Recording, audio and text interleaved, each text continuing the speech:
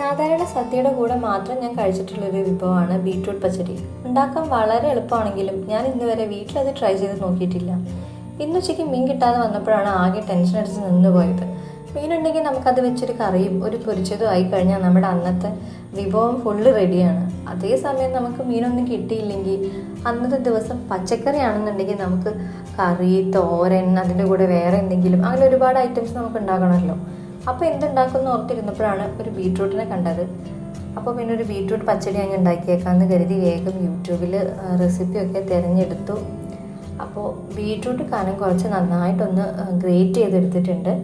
ഇനിയിപ്പോൾ നമുക്ക് ഗ്രേറ്റ് ചെയ്യാൻ പറ്റിയില്ലെങ്കിൽ ചെറുതായിട്ട് അരിഞ്ഞെടുത്താലും മതി.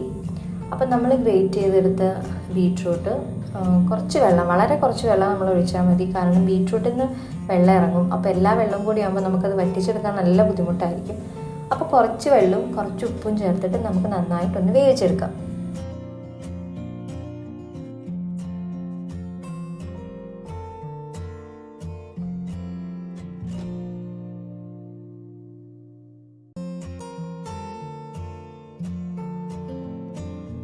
ബീട്രൂട്ട് വേവുന്ന സമയം കൊണ്ട് നമുക്കതിലേക്ക് വേണ്ട അരപ്പ് റെഡിയാക്കി എടുക്കാം.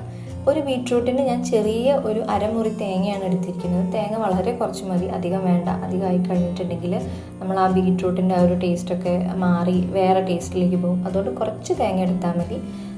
അതിൽ ആവശ്യത്തിന് എരിവിനുള്ള പച്ചമുളക്, കുറച്ച് നല്ല ജീരകം, ചെറിയ കഷ്ണം ഇഞ്ചി, കുറച്ച് കറിവേപ്പില, ഇതെല്ലാം കൂടെ നന്നായിട്ട് കുറച്ച് വെള്ളം ചേർത്തിട്ട് പേസ്റ്റാക്കി അരച്ചെടുത്ത് വെച്ചിട്ടുണ്ട്. അപ്പം നമ്മുടെ ബീട്രൂട്ട് ഇവിടെ ഏകദേശം നന്നായിട്ട് വെന്ത് വന്നിട്ടുണ്ട്. അതിലെ വെള്ളമൊക്കെ ഇനി നന്നായിട്ടൊന്ന് വറ്റി കുറുകി ഇതാവണം. വെള്ളമൊക്കെ പോയതിന് ശേഷം മാത്രം നമ്മൾ ഈ അരച്ച് വെച്ചിരിക്കുന്ന തേങ്ങ അതിലേക്ക് ഒഴിച്ചു കൊടുത്തിട്ട് ആ തേങ്ങയിൽ അരച്ചതിൽ കുറച്ചൊരു വെള്ളം ഉണ്ടാവും, അതൊക്കെ വറ്റി അതൊന്ന് ആ ഒരു തേങ്ങയുടെ പച്ചച്ചുവയൊക്കെ ഒന്ന് മാറി സെറ്റാവുന്നത് വരെ നമുക്ക് ജസ്റ്റ് ഒന്ന് ഇളക്കി കൊടുക്കാം.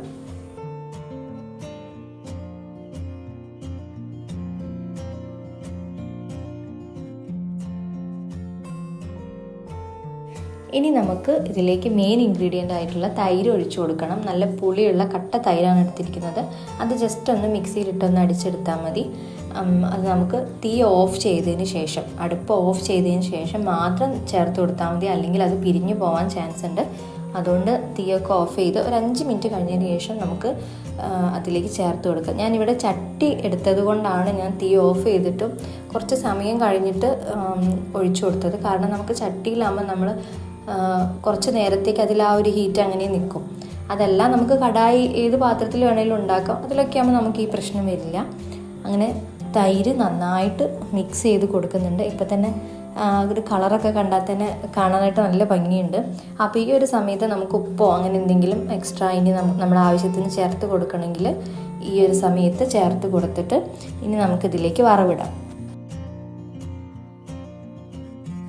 സാധാരണ നമ്മൾ വറവിടുന്ന പോലെ കടുകും കറിവേപ്പിലയും വറ്റൽമുളകും വെച്ചിട്ട് തന്നെയാണ് ഇതിലും വറവിടുന്നത്. അപ്പം നമ്മുടെ ഐറ്റം ഇവിടെ റെഡിയാണ്.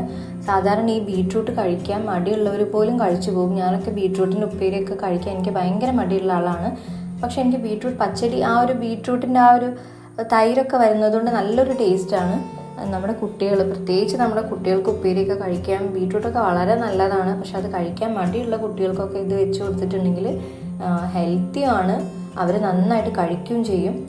അപ്പോൾ ഇന്ന് ഐറ്റംസ് കുറവായിരുന്നു എന്ന് വിചാരിച്ചിരുന്ന സമയത്താണ് എനിക്കിന്ന് ഐറ്റംസൊക്കെ ഒരുപാടുണ്ടായിരുന്നു. ഞാനിന്ന് ചോറിന് പരിപ്പ് കറിയായിരുന്നു വെച്ചിട്ടുണ്ടായിരുന്നത്. അതുപോലെ മുരിങ്ങയില തോരനും ഉണ്ടായിരുന്നു. അതിൻ്റെ കൂടെ ബീട്രൂട്ട് പച്ചടി. അപ്പോൾ എന്തായാലും മീനില്ലെങ്കിലും എൻ്റെ ഉച്ചക്കത്തുള്ള ലഞ്ച് അടിപൊളിയായി. അപ്പോൾ നിങ്ങളും ഇതൊന്ന് ട്രൈ ചെയ്ത് നോക്കണം.